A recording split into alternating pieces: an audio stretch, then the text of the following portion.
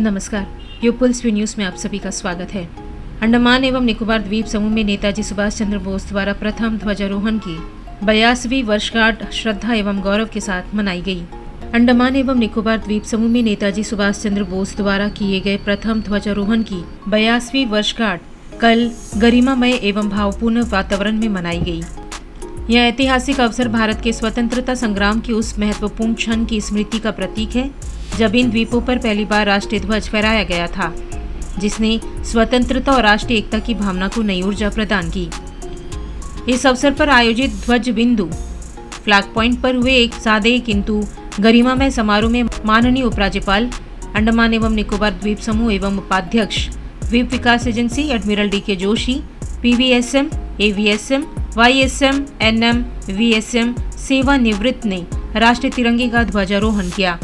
समारोह में मुख्य सचिव अंडमान एवं निकोबार प्रशासन doctor Chandrabhushan Kumar, IAS police महानिदेशक अंडमान एवं निकोबार द्वीप समूह श्री HGS धालीवाल, आईपीएस प्रधान मुख्य वन संरक्षक श्री संजय कुमार सिन्हा, IFS अध्यक्ष जिला परिषद दक्षिण अंडमान श्री प्रकाश अधिकारी, श्री विजयपुरम नगर पालिका परिषद के पार्षद, प्रशासन के वरिष्ठ अधिकारीगण तथा बड़ी संख्या में आम नागरिक उपस्थित रहे।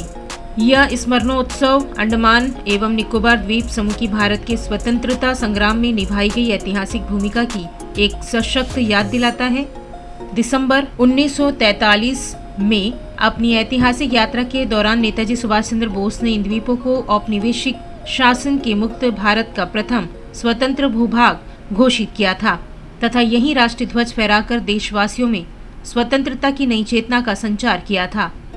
यह वार्षिक आयोजन आज भी नागरिकों में देशभक्ति, राष्ट्रीय गौरव एवं सामूहिक एकता की भावना को प्रोत्साहित करता है तथा स्वतंत्रता, एकता और संप्रभुता जैसे उन मूल्यों को श्रद्धांजलि अर्पित करता है जो भारत राष्ट्र की पहचान है। बाल संरक्षण संस्थानों में रह रहे बच्चों के लिए तनाव प्रबंधन कार्यक्रम का आयोजन, परीक्षा से जुड़े तनाव से निपटने में बच्चों की सहायता करने तथा उनके मानसिक स्वास्थ्य और भावनात्मक मजबूती को बढ़ावा देने के उद्देश्य से राज्य बाल संरक्षण समिति, समाज कल्याण निदेशालय द्वारा पंख NGO के सहयोग से एक तनाव प्रबंधन कार्यक्रम का आयोजन किया गया। यह कार्यक्रम बाल संरक्षण संस्थानों में रह रहे बच्चों के लिए आयोजित किया गया। कार्यक्रम की शुरुआत डॉक्टर श्वेता, नोडल अधिकारी, मिशन वात्सल्य के स्वागत भाषण से हुई। उन्होंने बच्चों के मानसिक स्वास्थ्य के महत्व पर प्रकाश डालते हुए ऐसे कार्यक्रमों की आवश्यकता को रेखांकित किया। कार्यक्रम में डॉक्टर निधि प्रकाश, क्लिनिकल साइकोलॉजिस्ट, राष्ट्रीय स्वास्थ्य मिशन ने संसाधन व्यक्ति के रूप में भाग लिया। उन्होंने ग्राउंडिंग एक्सरसाइज, लचीलापन आधारित गतिविधियों एवं संवादात्मक सत्रों के माध्यम से बच्चों को तनाव प्रबंधन के व्यवहारिक उपायों से अवगत कराया। इसके साथ ही पढ़ाई में एकाग्रता बढ़ाने और शैक्षणिक प्रदर्शन को बेहतर बनाने के लिए एक्टिव रिकॉल एवं पोमोडोरो तकनीक जैसी प्रभावी अध्ययन विधियों की जानकारी भी दी गई। इस अवसर पर पंख NGO की संस्थापक श्रीमती कोमल आनंद ने बच्चों को आत्मविश्वास के साथ शैक्षणिक चुनौतियों का सामना करने के लिए प्रेरित किया तथा आत्मविश्वास और सही मार्गदर्शन के महत्व पर बल दिया।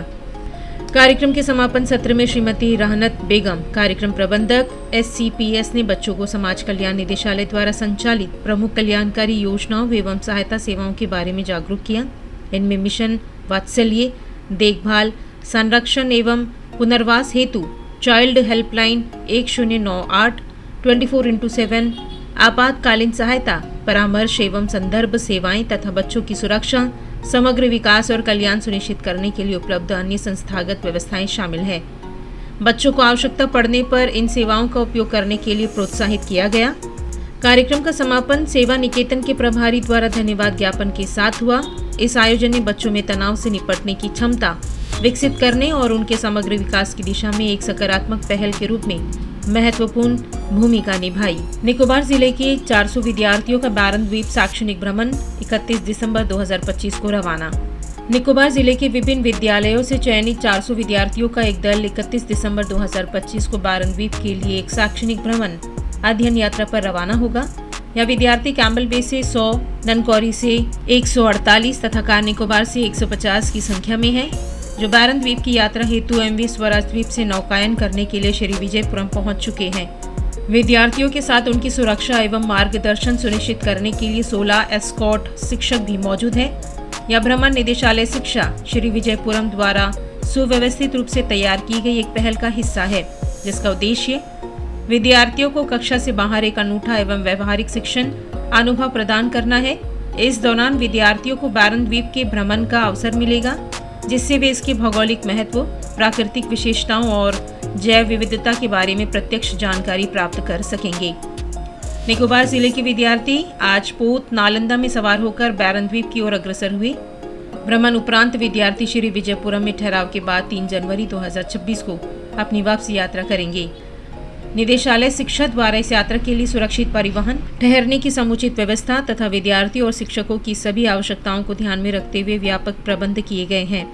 यह पहल विशेष रूप से दक्षिणी समूह के दूर दराज द्वीपों के विद्यार्थियों के लिए अत्यंत महत्वपूर्ण है, क्योंकि इससे उन्हें अंडमान एवं निकोबार द्वीप समूह की प्राकृतिक सुंदरता और समृद्ध जैव विविधता को निकट से जानने का दुर्लभ अवसर प्राप्त हो रहा है। तीनों जोनों के जोनल अधिकारियों, साथ ही निकोबार जिले के अभिभावकों, विद्यार्थियों एवं शिक्षकों ने शैक्षणिक भ्रमण को सफल बनाने में सहयोग प्रदान करने के लिए निदेशक शिपिंग सेवाएं अंडमान एवं निकोबार प्रशासन के प्रति आभार व्यक्त किया।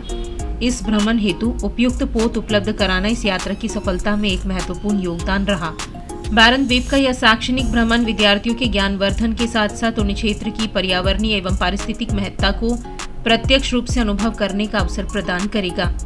इस प्रकार के अनुभव भविष्य में विद्यार्थियों के भीतर प्रकृति संरक्षण और द्वीप समूह की जैव विविधता के प्रति गहरी समझ एवं सम्मान विकसित करने में सहायक सिद्ध होंगे। दक्षिण अंडमान में सरकारी भूमि से अतिक्रमण हटाने के लिए जिला प्रशासन का सख्त अभियान, सामुदायिक स्थलों के संरक्षण तथा सार्वजनिक संपत्ति के विधि सम्मत उपयोग को सुनिश्चित करने के उद्देश्य से जिला प्रशासन दक्षिण अंडमान द्वारा निरंतर सख्त निगरानी रखी जा रही है। इसी क्रम में पिछले कुछ दिनों से जिले में असामाजिक तत्वों द्वारा सरकारी भूमि पर किए गए अतिक्रमण को हटाकर उसे पुनः सरकारी स्वामित्व में बहाल किया जा रहा है। इसी कड़ी में अस्टीनाबाद एवं वृक्षाबाद गांव में एक बड़ा अतिक्रमण हटाओ अभियान चलाया गया। अभियान के दौरान राजस्व अधिकारियों ने अस्टीनाबाद गांव में सरकारी भूमि पर अवैध रूप से लगाई गई फेंसिंग तथा 4 अस्थायी ढांचों को हटाया। वहीं वृक्षाबाद गांव में 2 अस्थायी ढांचों को ध्वस्त किया गया। इस कार्यवाही के माध्यम से लगभग 4500 वर्ग मीटर सरकारी राजस्व भूमि को अतिक्रमण मुक्त कर उसकी मूल स्थिति में बहाल किया गया। जिला प्रशासन ने आम नागरिकों से सख्त अपील की है कि वे अनाधिकृत कब्जे से बचें, अन्यथा नियमों के अनुसार कड़ी कानूनी कार्यवाही की जाएगी। इसी अभियान में जनभागीदारी को और मजबूत करने के लिए जिला प्रशासन दक्षिण अंडमान द्वारा अतिक्रमण या अवैध निर्माण की सूचना देने हेतु कई माध्यम उपलब्ध कराए गए हैं। नागरिक जिला नियंत्रण कक्ष के दूरभाष नंबर 03192 240127 2388811070 पर संपर्क कर सकती हैं या व्हाट्सएप नंबर 9531888844 पर सूचना साझा कर सकती हैं।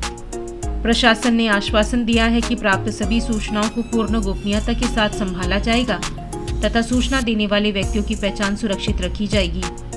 जिला प्रशासन ने स्पष्ट किया है कि यह अतिक्रमण हटाओ अभियान आने वाले दिनों में भी जारी रहेगा, जिससे सरकारी भूमि की सुरक्षा सुनिश्चित की जा सके और उसका उपयोग समुदाय के हित में किया जा सके।